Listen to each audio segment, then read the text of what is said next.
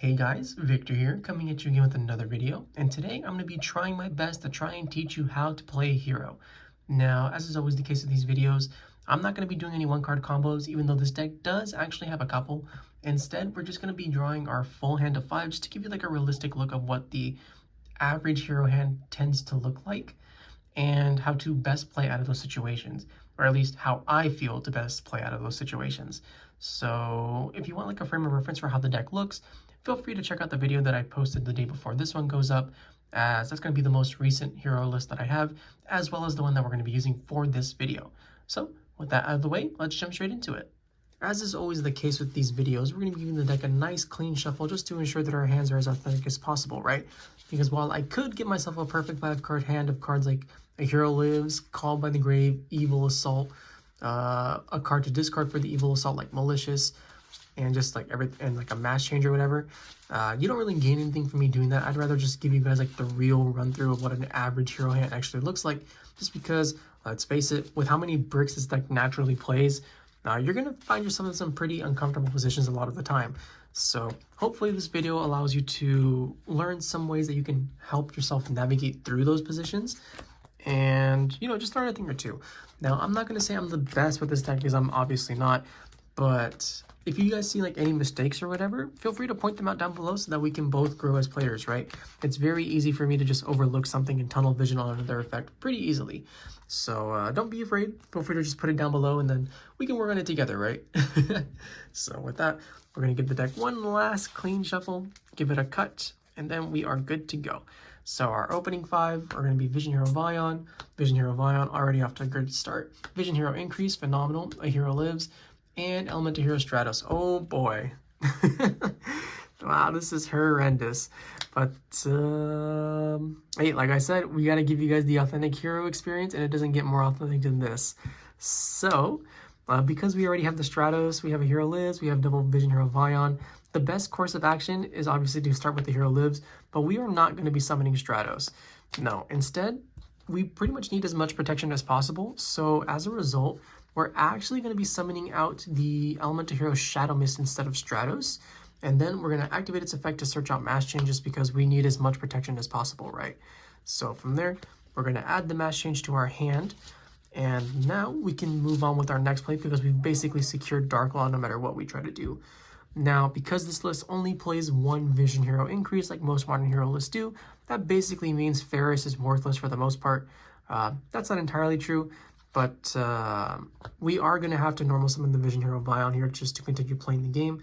Not that there's anything wrong with that, right? Like, this card is obviously just phenomenal at what it does, being able to basically be Blaze Man but better in every single way. So we're going to normal summon our Vion. Vion's effect will activate once again, and then from here we have a couple of choices. But I think the best card to send off of this currently is going to be the Evil Hero Sinister Necron, just so that we can establish a Dead End Prison over here and just continue to get fodder that we will probably need. So we're going to send the Sinister Necron, and then Sinister Necron's effect is going to activate in the graveyard to banish itself in order to special summon out a Evil Hero Dead End Prison. And now, from here, we're going to activate our Dead End Prison's effect, and we're going to send Destiny Hero Malicious for cost.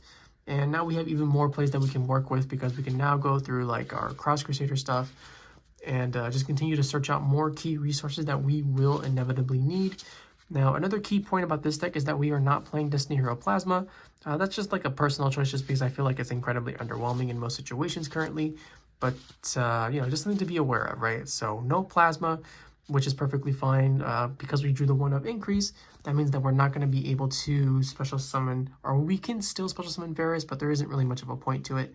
So from here, we're going to link, and we're going to be using the Dead End and the Shadow Mist, even though we would like to use Shadow Mist effect during the opponent's turn to search out another hero monster. It genuinely just doesn't matter anymore at this point.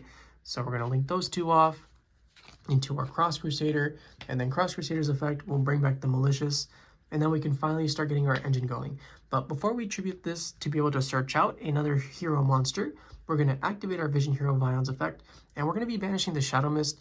It's pretty important to banish the Shadow Mist instead of the Dead End Prison, just because there are certain situations where it, you know, having Dark Fusion Index attacks does come up, especially if we're not able to get access to cards like a Dusted Gold, which, I mean, we can't because of Cross Crusader, but just like little things like that that matter so much. So yeah, or especially when it comes to like Evil Hero Vicious Claws, which requires you to have a something with like Dark Fusion Index text in the graveyard in order to activate its graveyard effect.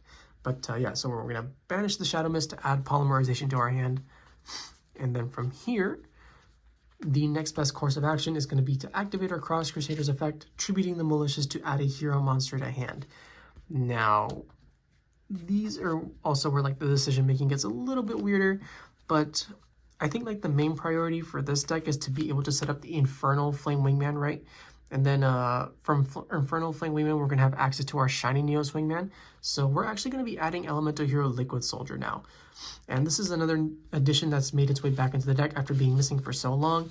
And this will also allow us to just like cycle through our deck a little bit more, draw 2 cards, and then discard a brick, which is more than likely going to be our Vision Hero Increase, just because we'd much rather have it in the graveyard than in our hand. Now from here, we're going to activate our Destiny Hero Malicious to special summon another copy from the deck. And we basically just want to get rid of all these so that we don't draw them off of our Liquid Soldier play.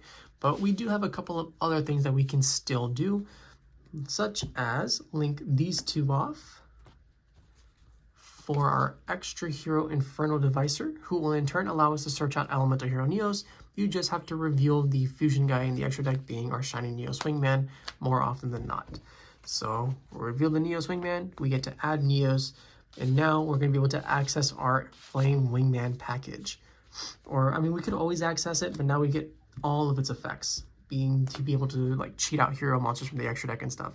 So we have our Mass Change, which is great. We have our Poly, which is great.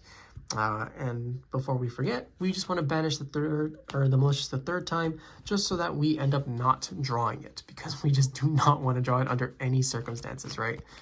All right, so we're going to special summon this here. It's important not to put it under the extra monster zones, just so that you can be a little bit more flexible whenever you go for your fusion summons, in order to like whenever you play like or bring out Wonder Driver, right?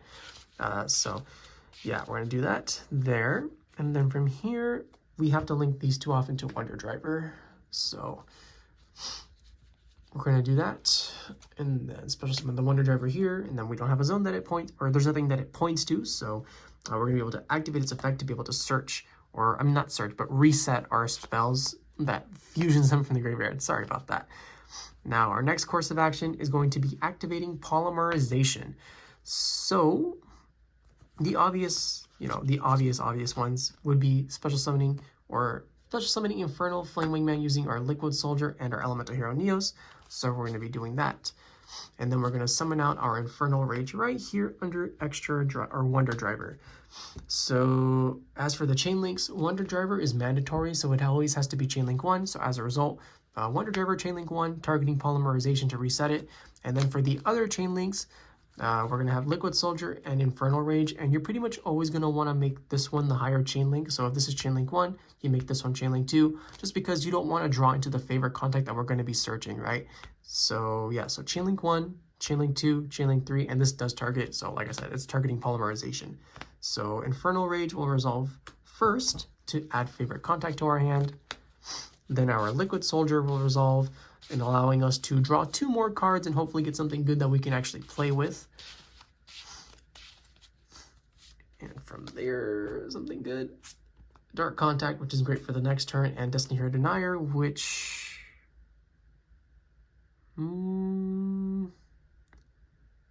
I think we actually want to keep this in hand, oddly enough. So we're still going to discard the Vision Hero Increase here and keep this in our hand, so discard that. So now when our opponent deals damage to us, we can bring this back, and once again, it doesn't matter because we drew both Vions, but we're going to pretend that it matters. So now from here, oh, and don't forget, we have to reset our Polymerization as well. So now we're going to activate our Infernal Rage's effect to be able to special summon a hero monster that normally can't be summoned, because we were able to use Neos with it. So we're going to summon out Elemental Hero Sunrise, and then Sunrise's effect will be able to allow us to add Miracle Fusion from our deck to our hand. And much like with the Dark Contact, we're basically never using this on our first turn. It's pretty much always going to be on the second turn for when we're trying to go for game, right? Just because wasting resources like the Miracle Fusion before you even get to like your second turn means that you're going to just make yourself way more vulnerable to cards like Nibiru. So we pretty much just want to like avoid that at all costs, right?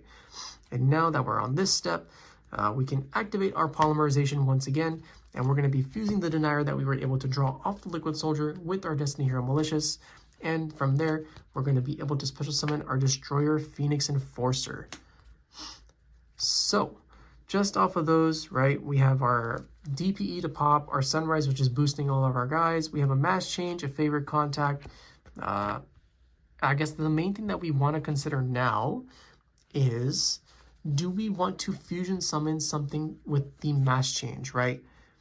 And, you know, it's a pretty valid question, but I don't think it's necessarily worth it just because we'd only be able to summon out Neos Lord. And we'd much rather just have like these guys out on the field, if I'm being honest. So I think we're just going to set these and then...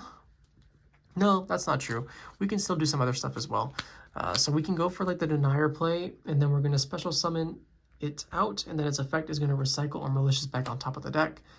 And we're just going to leave it there, right? Like we generally don't care. We just basically wanted another dark monster on the field so that we could mass change it into Darkla at some point. And yeah, I think that's good enough, honestly. So we have a DPE for popping, we have a mass change for Darkla, we have a favorite contact, which is going to summon either out the Neos Lord or the Shiny Neos Wingman, which means that we can either take our opponent's monsters or we can blow up our opponent's cards, and it's usually going to be Shiny Neos Wingman. And we were still able to set up a really competent end board, even though we bricked extremely hard. And, you know, just little things like that, depending on like how you sequence and what plays you make, really do matter at the end of the day. Now, this isn't going to be very realistic because you're probably going to get hit by an onslaught of hand traps before you even get to this point, but it's nice to dream and just pretend your opponent doesn't have them, right? So with that, I hope you guys enjoyed the video. If you did, please feel free to like, comment, subscribe, and I'll catch you guys in the next one. See ya!